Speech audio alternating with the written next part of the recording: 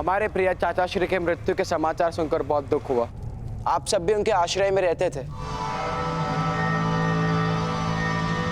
अवश्य आप सबको भी दुख हुआ होगा। वो हमारे पिता थे दुर्योधन। अवश्य अवश्य कुंती पुत्र, हम सब भाइयों ने आपके पिता की प्रतिमा निर्मित करवाई है।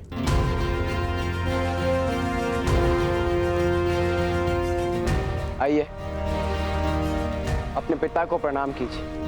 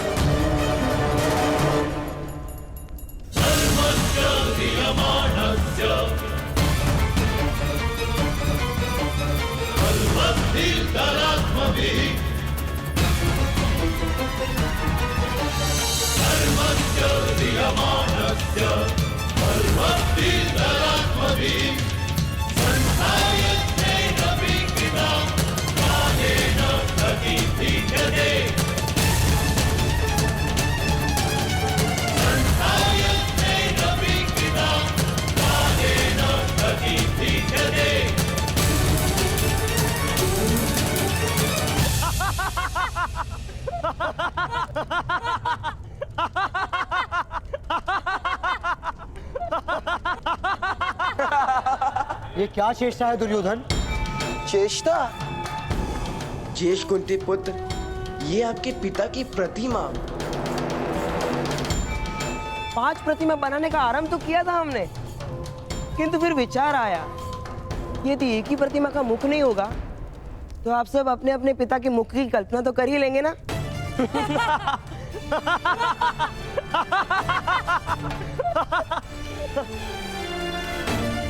है ना? हो गई स्मरण?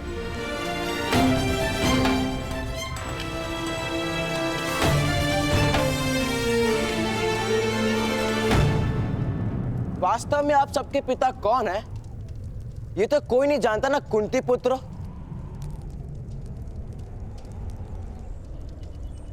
तथा माद्री पुत्र।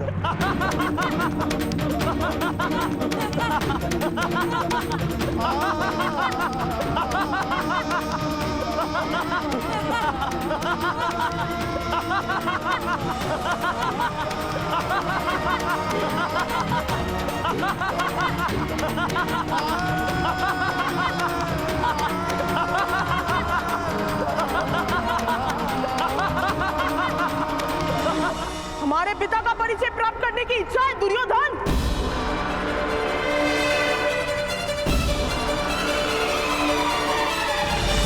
ठहरोगी। पिता का परिचय पुत्र का व्यवहार ही होता है।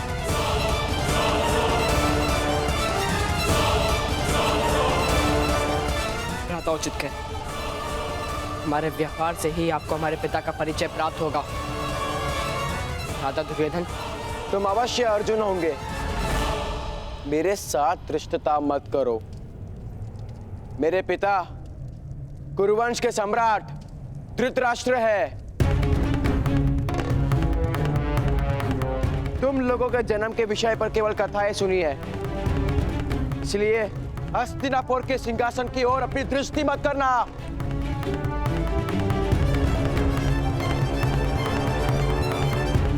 उस पर तुम्हारा अधिकार कभी नहीं होगा। हम आक्रमण करने आई हुई कोई सेना नहीं, तुम्हारे भाई हैं दुर्योधन।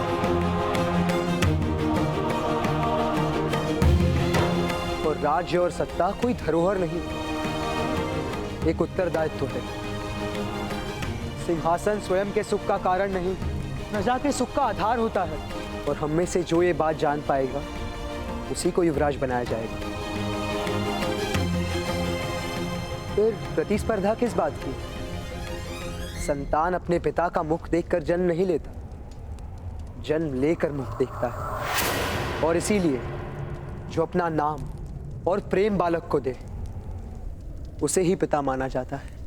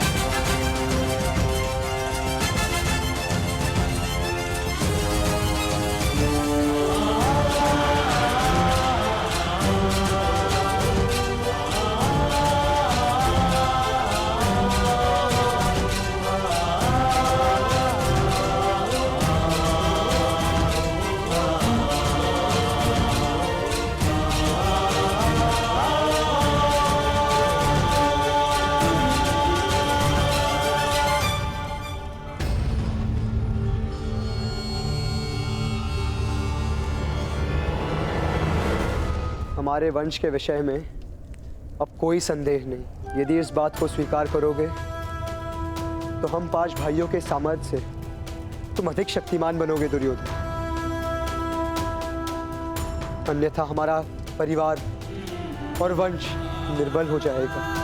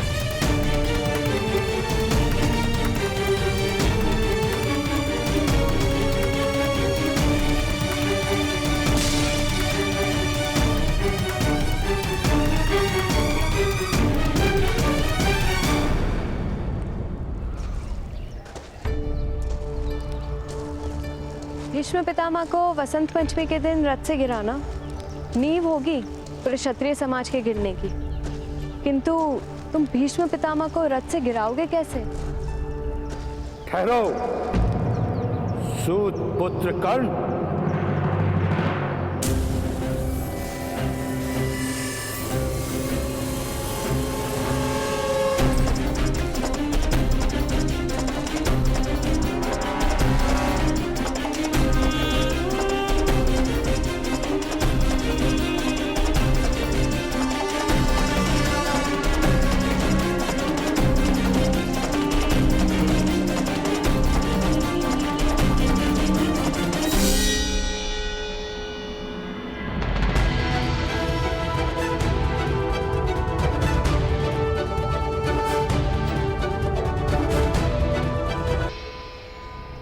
कथाएं सुनी है कि तुमने क्षत्रियों के दिग्गज महारथी को रथ से गिराने का प्रण लिया है। मैंने तो सारे क्षत्रियों को उनके स्थान से गिराने का प्रण लिया है। प्रण करने से पूर्व कोई योजना बनाई है? योजना तो कायर बनाते हैं और शूरवीर मार्ग बनाते हैं। ऐसा ही कहा था ना आपने, ताऊ?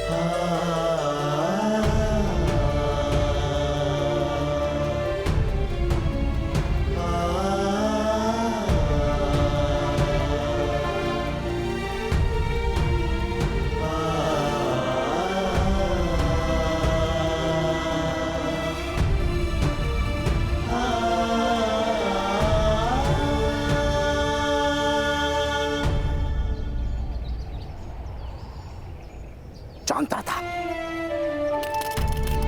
कि हृदय में अग्नि जलती है तो वहां से निकलने वाला धुआं मस्तिष्क में भर जाता है। और इसी कारण तो मुझे अपनी तपस्या भंग करके यहां आना पड़ा, तुम्हारी रक्षा हेतु। एक ही व्यक्ति है जिनकी रक्षा प्राप्त करना मेरे लिए गर्व की बात है, और वो केवल आप हैं ताऊ।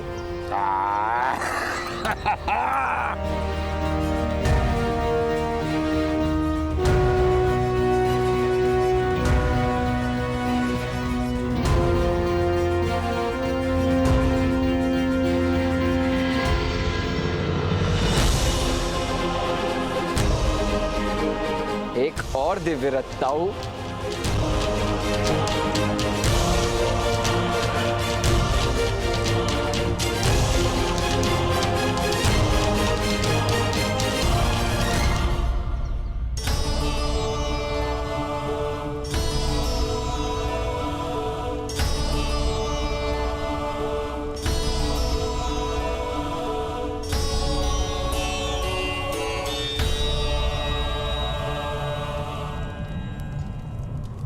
तुम्हें अब किसी भी विषय में चिंता करने की आवश्यकता नहीं है कुंती।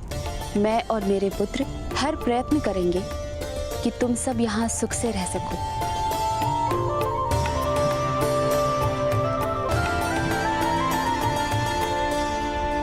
प्रणाम ज्येष्ठ माता।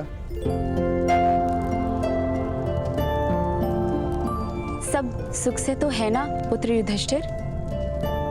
मेरे पुत्रों से भेंट हुई तुम्हारी?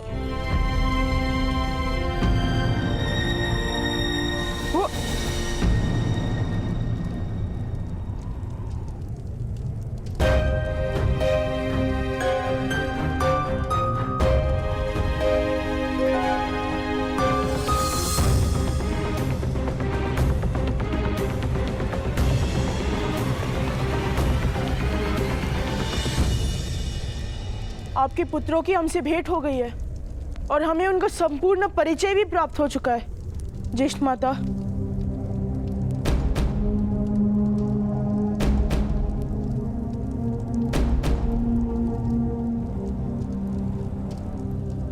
मुझे विश्वास है कि तुम 105 भाई हस्तिनापुर की शक्ति बनोगे।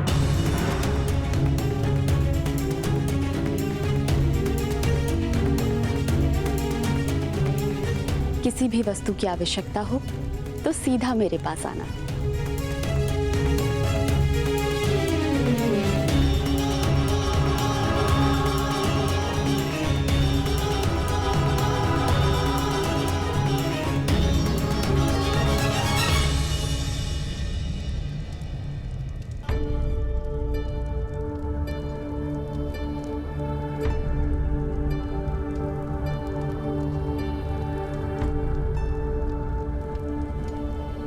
किस विषय की चिंता है पुत्रों?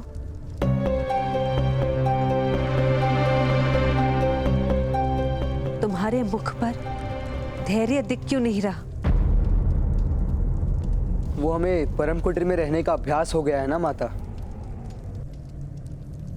इतने बड़े राजमहल में मार्ग भूल जाते हैं।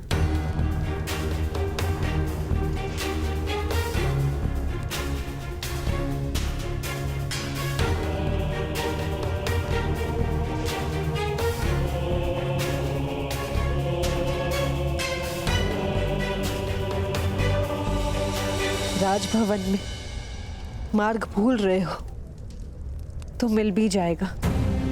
स्मरण रहे, चुनौतियों में, विपत्तियों में, संघर्षों में जीवन का मार्ग कभी मत भूलना।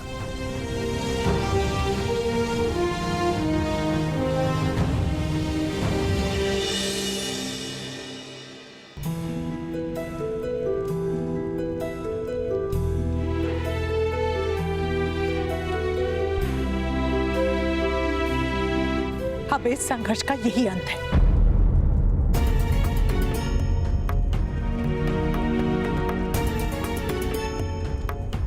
तुमसे अंतर करके मैंने जान लिया है कि तुम्हारे और शोन के बिना मेरा जीवन सूना है। अब तुम इस घर का त्याग नहीं कर सकते, समझे? जिसने परिवर्तन लाने का प्रण ले लिया हो, स्वयं उसके चरण कभी नहीं रुक सकते। राधा, पवन को किस प्रकार बांधोगी?